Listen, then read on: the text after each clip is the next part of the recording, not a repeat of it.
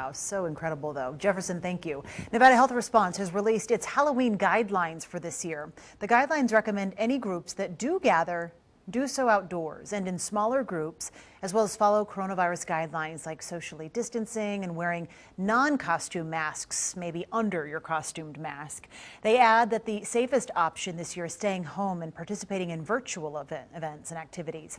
Today, the governor announced that trick-or-treating will not happen at the governor's mansion either, although decorations will still be put up. We have a full list of guidelines on our website and our 2 News app. Today, students at McQueen High School held a walkout to protest distance and hybrid learning. Students walked out of class, stood in front of the school, and protested the district's current plan. The students say they wanted to give a clear message to district officials.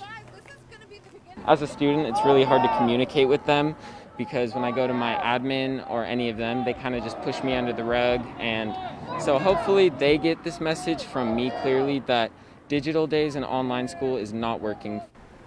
Superintendent Kristen McNeil says the district supports protests like this as long as they're peaceful. In case you missed it last night, Washoe County School District board members voted to furlough just less than 100 staff members. The furloughs are in the nutrition department, which has seen a major drop in demand because of distance and hybrid learning. District officials say if they didn't take action, the district could lose more than $7 million for the next fiscal year. The furloughed employees could go back to work if the need for food services increases. Meanwhile, the Carson City School District says it's in grave need of workers. The district hopes to fill multiple positions, including nutrition workers, custodians, bus drivers, even substitute teachers for elementary, middle, and high schools.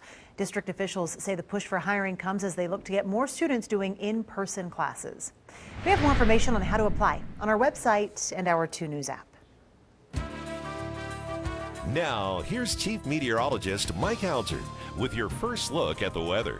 A pretty spectacular day and finish to the spectacular day up at Lake Tahoe here. The colors just enough here to give us a beautiful sunset. Winds are light. The lake itself is almost glassy out there, and the winds are going to stay relatively light as well. Temperature-wise, well, we are cooler than yesterday. Of course, we got up into the mid-80s yesterday, but it's still well above average. You did see a couple low 80s in Carson City, Minnie, and Garnerville, which is interesting because they're getting well down into the 40s and 30s for your overnight lows. So ridge of high pressure stays in place. Now, the pathway that's coming over the ridge, and the ridge is built up offshore, brings a northwesterly flow aloft, which allows a northeasterly wind to rotate around on the surface.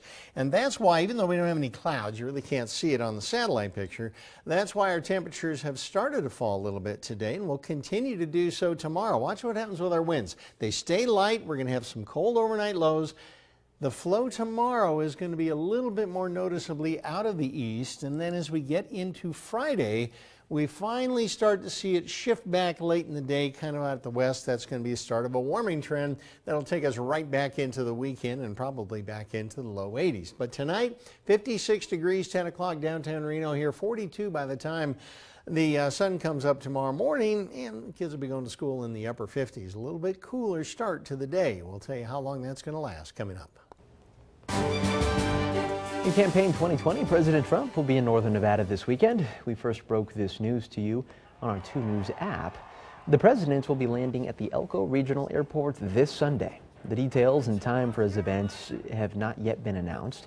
Well, this will be the president's 3rd trip to Nevada in just the past month. Donald Trump Jr. has also held multiple campaign events in the Silver States, including a rally with ranchers in Fallon this afternoon. And a reminder, in just 3 days, early voting will begin in Nevada. It starts on Saturday and runs through Friday, October 30th. In Washoe County, there are 15 locations where you can vote in person and 15 others where you can drop off your absentee ballot. You can also drop off your ballot any day during early voting at the Washoe County Registrar's Office. And we have a link to early voting information if you have more questions in other counties on our website and our 2 News app. And with just 20 days until the presidential election, stay with 2 News and CBS News for Campaign 2020, continuing coverage. More help is coming for businesses across the states, what Governor Sisolak announced today. The state's eviction moratorium ends tomorrow, but there's still plenty of protection for people in need. What you need to know when we come back. You're watching 2 News at 6:30. Coverage you can count on.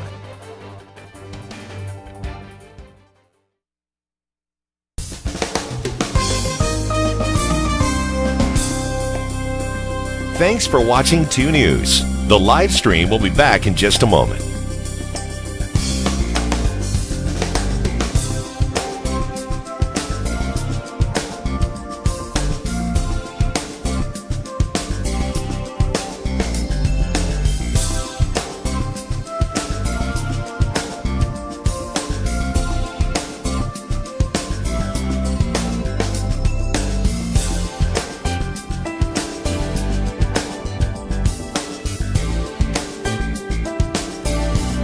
Thanks for watching 2 News. The live stream will be back in just a moment.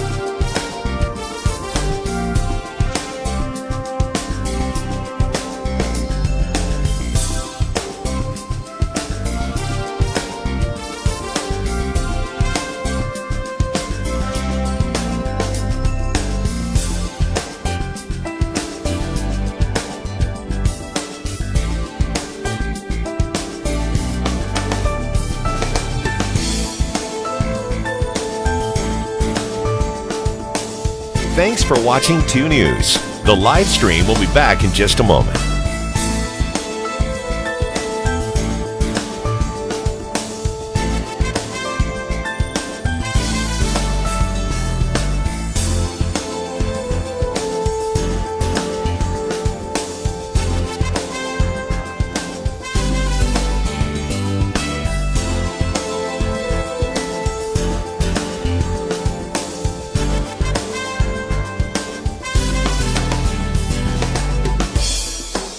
Thanks for watching 2 News. The live stream will be back in just a moment. In Money Watch, the state's eviction moratorium ends tomorrow, meaning landlords can start issuing eviction notices even if missed payments are because of the pandemic. But some federal and local protections are still in place. Valentina Bonaparte explains. The CDC has announced they are prohibiting evictions under certain conditions, and that is when tenants are unable to pay their rent, have tried to get rental assistance, have either received a stimulus payment, or will make less than $99,000 this year, and when eviction might leave the tenant homeless. If you are a covered person and you are protected by the CDC moratorium and you properly filled out the declaration and provided it to your landlord, what the CDC moratorium prohibits is landlords from initiating an eviction action against you. And if you end the week with an eviction notice hanging on your door, there are options too. Once you receive the 7-day pay rent or quit notice, that gives you 7 judicial days to file the tenant's affidavit with the proper court. That will help prevent you from getting locked out without having a hearing first. But there's more. Homeowners, landlords, and tenants can also get help through the Tenant and Mortgage Payment Assistance or Rental Mediation Program. And the goal behind the program is to meet together and try to find some sort of resolution that works for all parties that doesn't involve, a very fast summary eviction process.